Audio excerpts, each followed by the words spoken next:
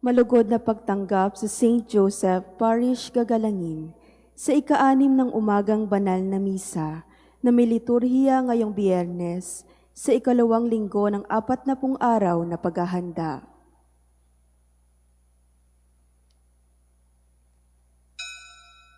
Tumayo po ang lahat at tayo'y makiisa sa Eukaristikong pagdiriwang na pamumunuan ng ating Kura Paroko, Reverendo Padre Douglas D. Badong.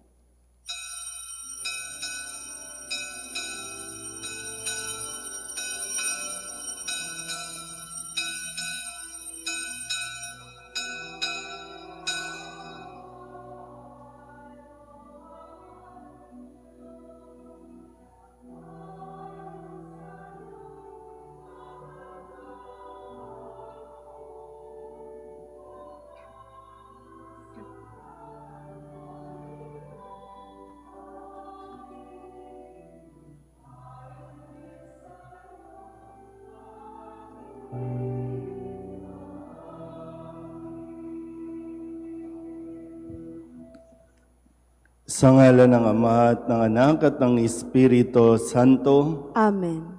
ang pagpapala ng ating Panginoong Hesus Kristo, ang pag-ibig ng Diyos Ama, at ang makikipagkaisa ng Espiritu Santo naway sumainyong lahat. At sumaiyo rin. Mga kapatid, aminin natin ang ating mga kasalanan upang tayo'y maging marapat gumanap sa banal na pagdiriwang. Inaamin ko sa makapangyarihang Diyos at sa inyo mga kapatid na lubha akong nagkasala sa isip, sa salita at sa gawa, at sa aking pagkukulang. Kaya isinasamo ko sa mahal na Birheng Maria, sa lahat ng mga anghel at mga banal, at sa inyo mga kapatid na ako'y panalangin sa Panginoong ating Diyos. Kaawaan tayo ng makapangyarihang Diyos, patawarin tayo sa ating mga kasalanan at patnubayan tayo sa buhay na walang hanggan. Amen. Panginoon, kaawaan mo kami. Panginoon, kaawaan mo kami. Kristo, kaawaan mo kami. Kristo, kaawaan mo kami. Panginoon, kaawaan mo kami. Panginoon, kaawaan mo kami. Manalangin tayo. Ama naming makapangyarihan, sa kadalisayang dulot ngayon ng kusang loob na pagpapakasakit, pasapitin mo kami ng may wagas na kalooban sa pagdiriwang ng dakilang Pasko ng pagkabuhay sa pamamagitan ni Jesucristo kasama ng Espiritu Santo magpasawalang hanggan. Amen. Pagbasa mula sa aklat ng Henesis.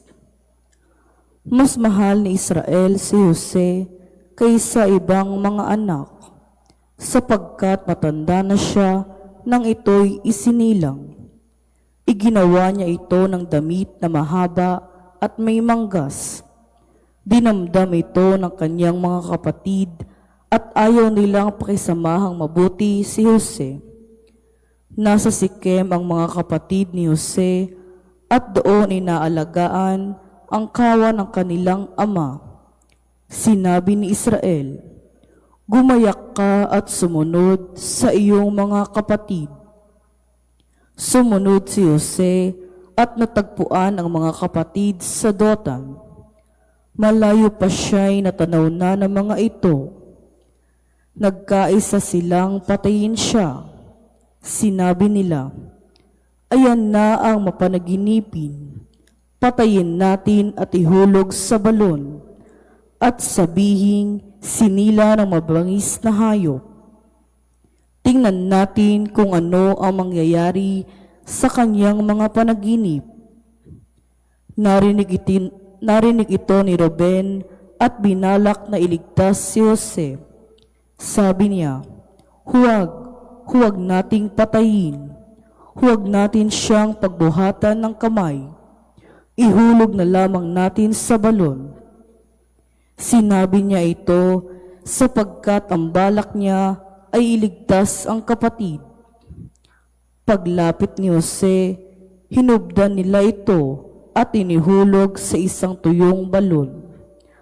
Habang sila'y kumakain, may natanaw silang pangkat ng mga Ismailitang mula sa Galaad. Ang kanilang mga kamelyo ay may mga kargang mga gagawing pabango na dadalhin sa Ehipto. Sinabi ni Juda sa kanyang mga kapatid, "Wala tayong mapapala kung patayin natin ang ating kapatid. Mabuti pa'y ipagbili na lamang natin siya sa mga Ismailita kaysa ating saktan. Siya'y kapatid din natin, laman ng ating laman at dugo ng ating dugo." At sila'y nagkasundo. Nang malapit na ang mga mangangalakal, inihaw nila si Jose at ipinagbili sa halagang 20 pirasong pilak. At si Jose dinala na ng mga Ismailita sa Ehipto. Ang salita ng Diyos. Salamat sa Diyos. Gunitain ng malugod ang dakilang gawa ng Diyos. Gunitain ng malugod ang dakilang gawa ng Diyos. Sa lupain nila'y mayroong tagutom na ipinarating. Itong Panginoon, kung kaya'y nagdahop sila sa pagkain. Subalit ang Diyos sa unahan nila'y may sugong lalaki. Tulad ng alipin, ibinenta nila ang batang si Jose. Gunitain ng malugod ang dakilang gawa ng Diyos. Mga paa nito'y nagdanas ng hirap nang ito'y ipangaw. Pati leeg niya'y pinagpagwintas ng kolar na bakal, hanggang sa dumating ang isang sandali na siya'y subukin nitong Panginoon na siyang nangakong siya'y tutubusin. Gunitain ng malugod ang dakilang gawa ng Diyos. Ang kinasangkapan niya'y isang hari, siyang nagpalaya. Pinalaya siya nitong haring ito na namamahala. Doon sa palasyong tahanan ng hari, pinamamahala.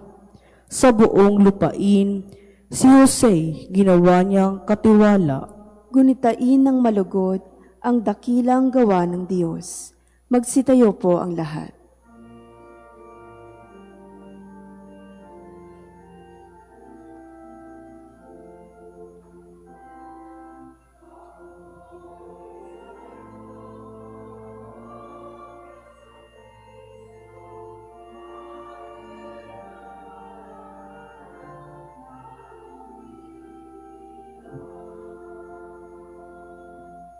Pag-ibig sa sanlibutan ng Diyos ay gayon na lamang, kanyang anak ibinigay upang mabuhay kailanman ang nananalig na tunay.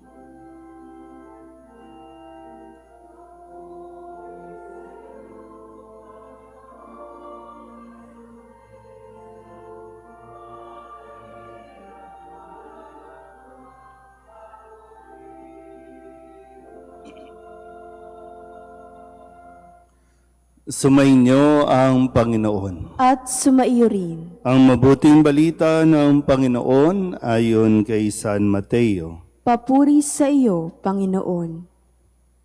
Noong panahong iyon, sinabi ni Jesus sa mga punong saserdote at matatanda ng bayan, "Pakinggan ninyo ang isa pang talinghaga. May isang taong nagtanim ng ubas sa kanyang bukid, at ito'y binakuran niya.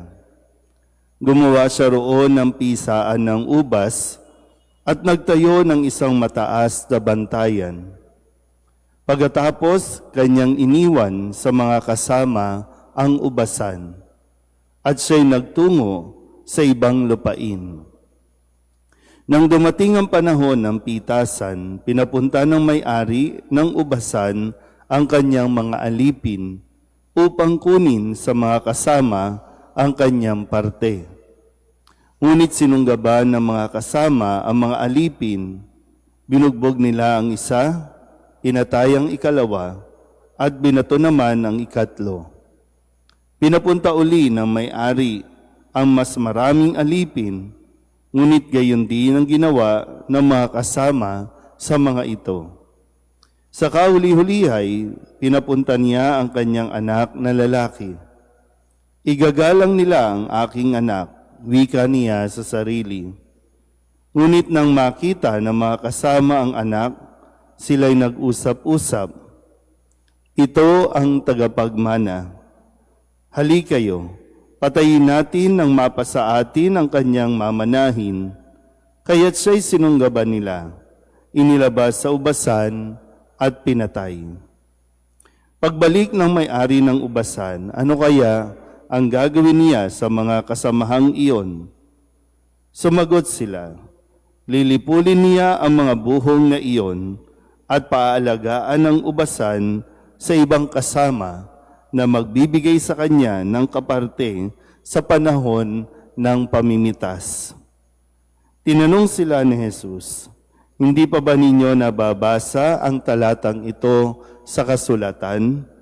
Ang batong itinakwil ng mga tagapagtayo ng bahay ang siyang naging batong panulukan. Ginawa ito ng Panginoon at ito'y kahanga-hanga. Kaya nga sinasabi ko sa inyo, hindi na kayo ang paghaharian ng Diyos, kundi ang bansang maglilingkod sa Kanya ng tapat. Narinig ng mga punong saserdote at ng mga pariseyo ang mga talinghaga ni Jesus at naunawaan nilang sila ang pinatatamaan niya.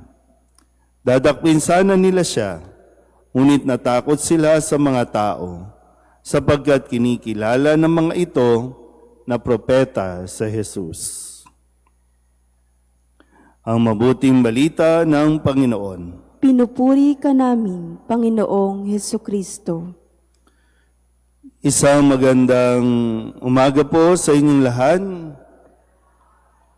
Ngayon po ay Biyernes sa ikalawang linggo ng 40 araw na paghahanda. Muli ang panahong ito ay paanyaya sa ating lahat na suriing mabuti ang ating pong mga sarili, sa ating mga nagawa at patuloy na ginagawa natin na nagdudulot sa atin ng kalungkutan, nagdudulot sa atin ng pagkakasala, no, at patuloy na pananakin sa kalooban ng ating Panginoon. At sino man na magbalik loob, magsisi, ay hindi naman paihindian ng pagpapatawad ng ating Panginoon. Pero maganda rin na masuri natin ang ating pong mga buhay sa mga kwento sa ating pong pagbasa sa araw na ito. Sa Ebanghelyo, ang sabi po dito ay mayroong talinghaga na ibinigay sa atin mula sa Ebanghelyo ni San Mateo, no, na sinasabi ngang yung isang anak na may-ari na ninais ng mga upahan, no, yung tenant, na patayin nila yung anak, no, hindi lang yung mga alipin, sa kahuli-hulihan yung anak ng may-ari ng ubasan na sinabing, patayin natin na mapasa atin ang kanyang mamanahin. At sinunggaban nila, inilabas sa ubasan at pinatay. Na ito rin yung mangyayari sa Panginoong Hesukristo pagdating ng araw, no? At matutunghayan natin yan pagdating ng Biyernes Santo, yung kaganapan ng talinghagang ito. Sa unang pagbasa, ganun din, nang makita ng magkakapatid, si Jose ay kanila din binalak na patayin ito nang sa ganon ay mawala ito sa kanilang landas. Isang bagay, no, na kailangan natin mapagnilayan nang hindi natin pagkakasunduan kapag namamayani po yung pride, namamayani yung inggit, lalo na sa pamilya, lalo na sa magkakapatid. Kasi sabi nga dito, no, sa kwento ni Jose at ng kanyang mga kapatid, dahil sa inggit, sa selos, na sa tingin nila mas paborito ng kanilang ama si Jose, kung kaya hindi nila ito matanggap. Kaya binalak na nilang patayin na lang. Pero kalaunan, ito ay ibinenta na lang bilang isang alipin doon sa Ismaelita na patungong Ehipto. So, paano ba? Kamusta ba tayo? Mga nagtatandaan na tayo, no? Andun pa rin ba yung selos at inggit sa ating mga kapatid? Yung literal, no? Literal na pamilya, literal na kapatid ninyo. Kasi kung sa kapatid nga ninyo naiinggit tayo, nagsiselos tayo, all the more kapag sumama ka, lumabas ka ng bahay, sa opisina, sa grupo, sa organisasyon, iiral at iiral ang ganitong pag-uugali na kapag hindi natin ito pinagnilayan na mabuti at tinayaan natin makontrol tayo ng selos, ng inggit, lalong-lalo na ng pride, talagang hindi tayo magkakaroon ng magandang ugnayan sa isa't isa. Kahit sa paligid natin, kahit sa lipunan natin, di ba? Dahil sa pride, hindi matanggap na hindi sila ang namumuno. Dahil sa pride na ito, kaya hindi rin matanggap-tanggap yung mga namumuno na, yung mga pinili na, hindi pa rin matanggap-tanggap. Kaya wala tayong kaayusan, wala tayong kapayapaan. Sa atin ngayon, ang pinoproblema natin, yung inggit natin, yung selos natin. Samantalang sa ibang bansa, ang iniisip nila, paano makakaligtas sa pagbagsak ng mga bomba. Pero tayo, sumasabog tayo dahil lang sa inggit at selos. Pero maganda nga po na mapagnilayan, saan tayo dinadala ng mga ito. Muli, no? Tumatanda na tayo. Kailangan natin mas mag-mature, mas maging responsable. Yung mga, kasi kung tutuusin, di ba? Yung selos at inggit na naranasan mo, matagal na yan eh. Bata ka pa, di ba? Kasi nga feeling mo, hindi ka favorite, di ba? May mga ganong aspeto ng buhay. Wala ka na nga magulang, di ba? Pero nandoon pa rin yung karanasan mo na, hindi ako binigyan noon eh. Kaya galit ka, naiinggit ka pa rin, na pag nakikita mo yung kapatid mo, na mas maayos ang buhay, o kaya naman nagiging maayos din ang buhay, hindi mo natatanggap. Nahihirapan kang tanggapin yon. Pero ulitin ko, no? Ano mangyayari sa atin pag ganon? So, sana po, no? Habang may panahon pa, habang may pagkakataon pa, medyo ayus-ayusin na natin, no? May panahon pa para makipag-usap, may panahon pa para makipag-ayos sa mga relasyon na dahil lang sa inggit at selos, nasira. Amen?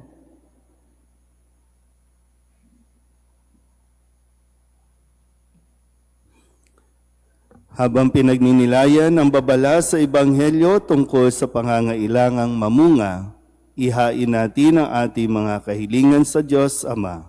Ang ating pong itutugon, Panginoon ng ubasan, pagpalain mo ang aming mga buhay. Panginoon ng ubasan, pagpalain mo ang aming mga buhay. Ang Santo Papa naway makatanggap ng liwanag, lakas at tulong sa kanyang pag-akay sa simbahan sa mga panahong ito ng kahirapan. Manalangin tayo sa Panginoon. Panginoon ng ubasan, pagpalain mo ang aming mga buhay. Ang ating mga isipan naway mapuspos ng kapayapaan ng Diyos na naghahatid ng walang hanggang kagalakan at walang katapusang kaligayahan. Manalangin tayo sa Panginoon. Panginoon ng ubasan, pagpalain mo ang aming mga buhay. Sa ating mga sariling buhay, naway makapagbigay tayo ng bunga ng pag-ibig, pagpapatawad, katarungan at kapayapaan. Manalangin tayo sa Panginoon. Panginoon ng ubasan, pagpalain mo ang aming mga buhay. Ang mga may sakit at nagdurusa, naway hindi panghinaan ng loob sa gitna ng kanilang dinaranas ng mga pagsubok at sa halip ay palakasin ng salita ng Diyos. Manalangin tayo sa Panginoon. Panginoon ng ubasan, pagpalain mo ang aming mga buhay. Ang mga yumao naway tumanggap ng kanilang walang hanggang kapahingahan sa iyong kaharian. Manalangin tayo sa Panginoon. Panginoon ng ubasan, pagpalain mo ang aming mga buhay. Upang mamayani ang kapayapaan sa gitnang silangan at sa buong mundo, at ipagadya nawa ang sangkatauhan sa karahasan, kasakiman at pang-aabuso ng kapangyarihan na nagdudulot ng paghihirap at kamatayan sa marami. Manalangin tayo sa Panginoon. Panginoon ng ubasan, pagpalain mo ang aming mga buhay.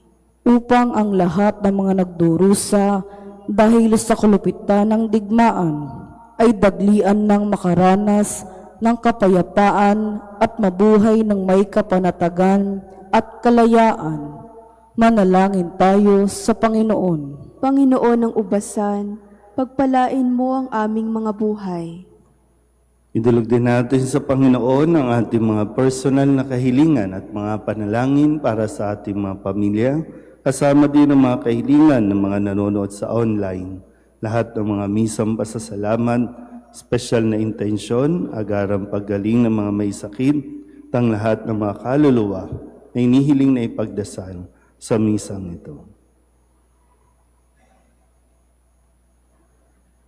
Ang lahat ng ito ay inihiling namin sa ngalan ni Kristo, ang aming Panginoon. Amen.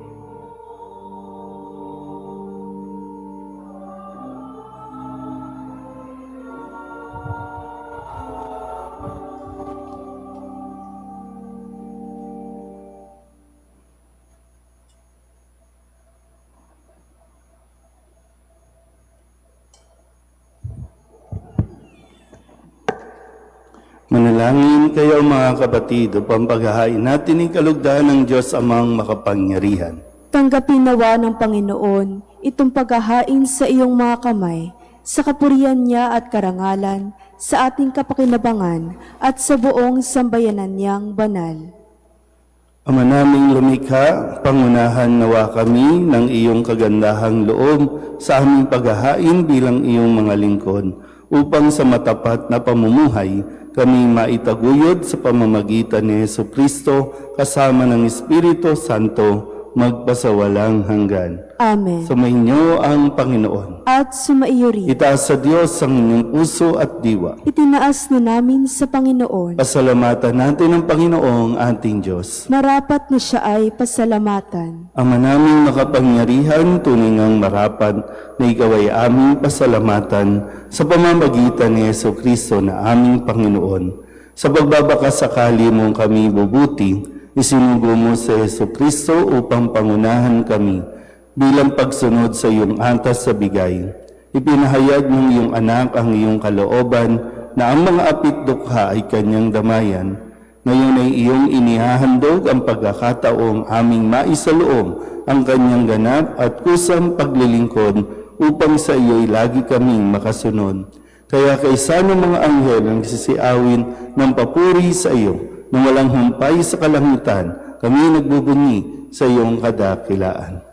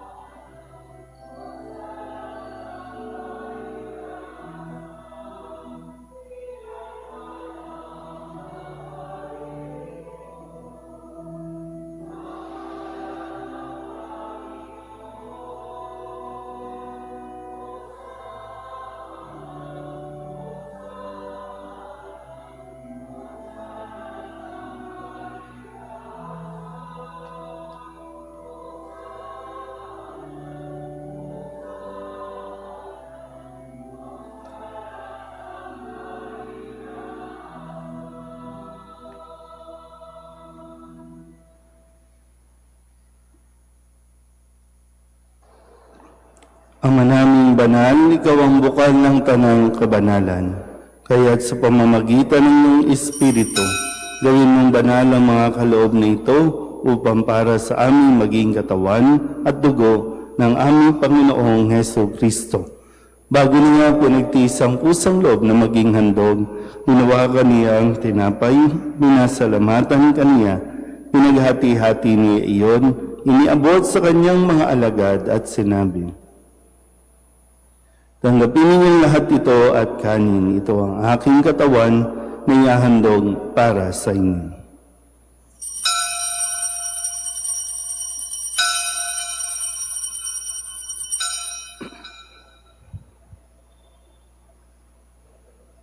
Ngayon din naman nang matapos ang hapunan, hinawakan niya ang kalis, muli kaniyang pinasalamatan, iniabot niya ang kalis sa kanyang mga alagad at sinabi, "Tanggapin ninyong lahat ito at inumin. Ito ang kalis ng aking dugo, ng bago at walang gantipan. Ang aking dugo na ibubuhos para sa inyo at para sa lahat, sa ikapagpapatawad ng mga kasalanan. Gawin ninyo ito sa pag-alaala sa akin."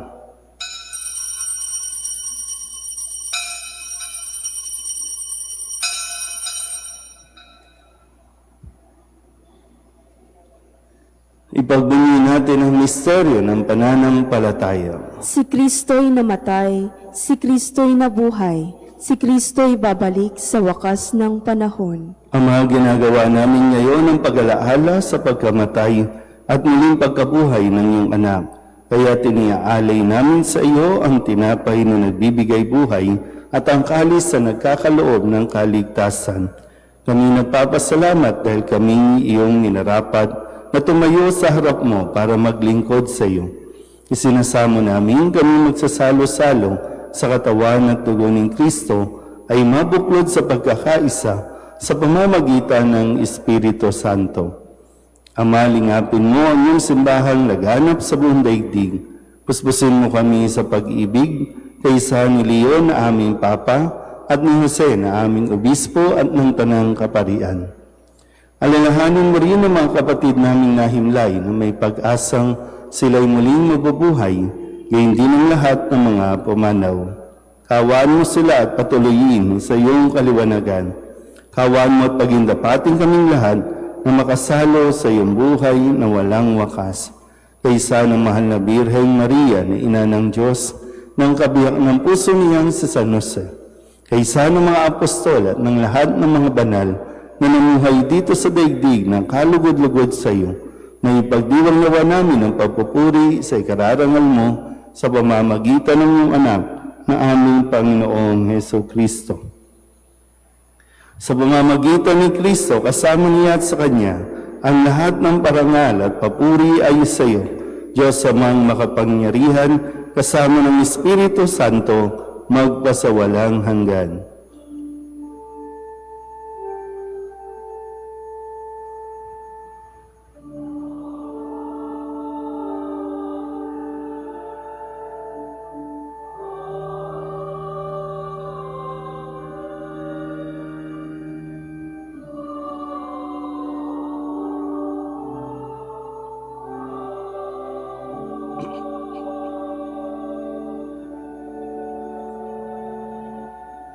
Sa tagubili ng manakagagaling na utos at turo ni Jesus sa Panginoon natin na Diyos, ipahayag natin ang lakas loob.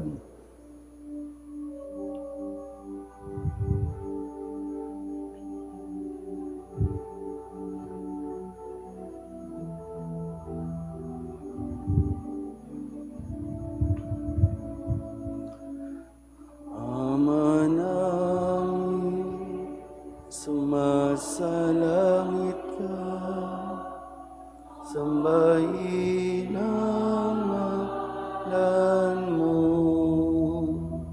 mapasa amin ang kaharian mo, sundin ang loob mo,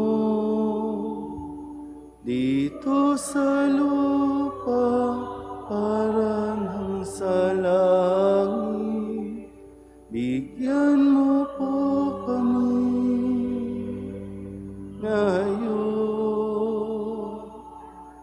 ng aming kakanin sa araw-araw at patawarin mo kami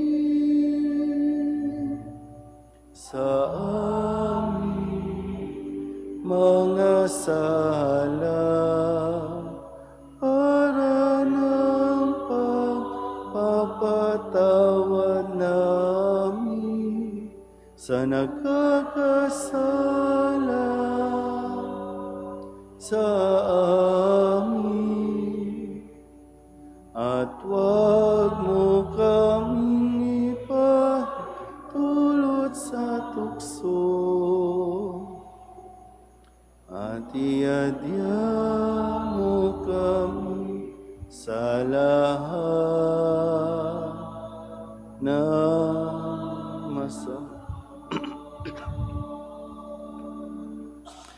Hinihiling namin kami iadya sa lahat ng masama, pagkalooban ng kapayapaan araw-araw, iligtas sa kasalanan at ilayo sa lahat ng kapahamakan, samantalang aming pinananabikan ang dakilang araw ng pagpapahayag ng tagapagligtas naming sa Yesu Kristo.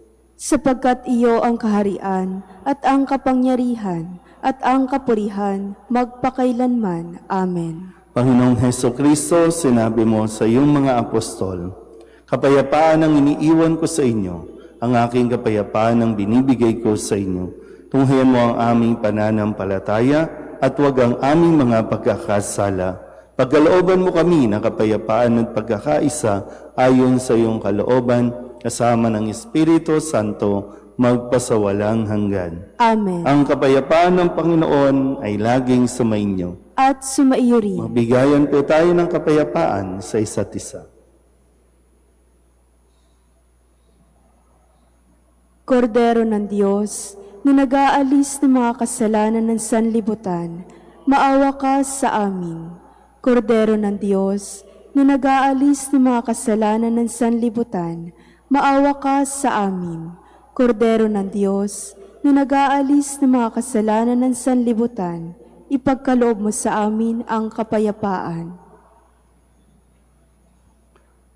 Ito ang kordero ng Diyos. Ito ang nag-aalis ng kasalanan ng sanlibutan. Mapalad ang mga inanyayahan sa kanyang piging. Panginoon, hindi ako karapat-dapat na magpatuloy sa iyo, ngunit sa isang salita mo lamang ay gagaling na ako.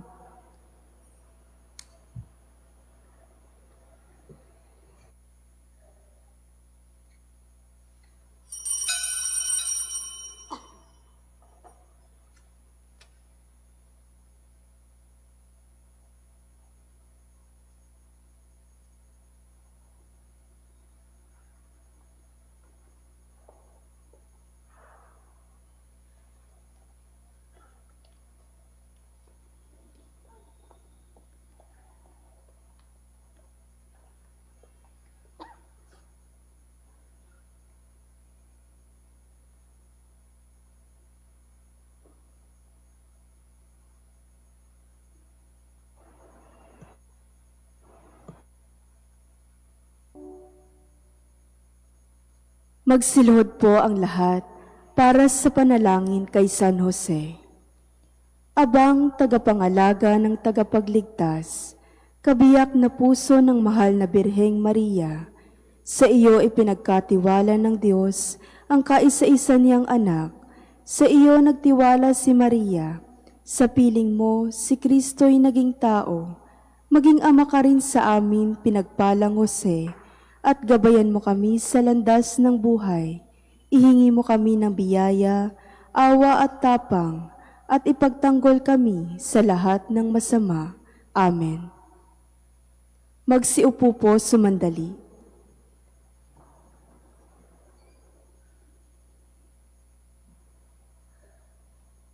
Magsitayo na po ang lahat.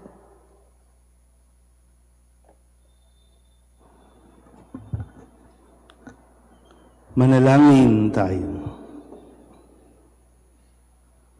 Ama naming mapagmahal, pagkatanggap namin sa banal na pakikinabang marapatin mong tahakin namin at sapitin ang kaligtasang iyong ibinibigay sa amin sa pamamagitan ni Jesucristo kasama ng Espiritu Santo magpasawalang hanggan. Amen. Muli po kayo inaanyayahan namin na parangalan at pasalamatan ang ating patrong si San Jose bilang pagsisimula din hudyat ng pagdiriwang ng kapisahan ng ating patron sa March 19. Mamayang gabi po ang San Jose, pintig ng puso ng isang ama, ang ating pong benefit concert para po sa ating patrong si San Jose. Sana po ay makapunta kayo, makasama namin kayo. Pagkatapos po yan ng 6:30 na misa. Sumainyo ang Panginoon At sumaiyo rin. at pagpalain kayo ng makapangyarihang Diyos, Ama at Anak, at Espiritu Santo. Amen. Tapos ang banal na misa, humayo tayo sa kapayapaan ni Kristo. Salamat sa Diyos. Magandang umaga po.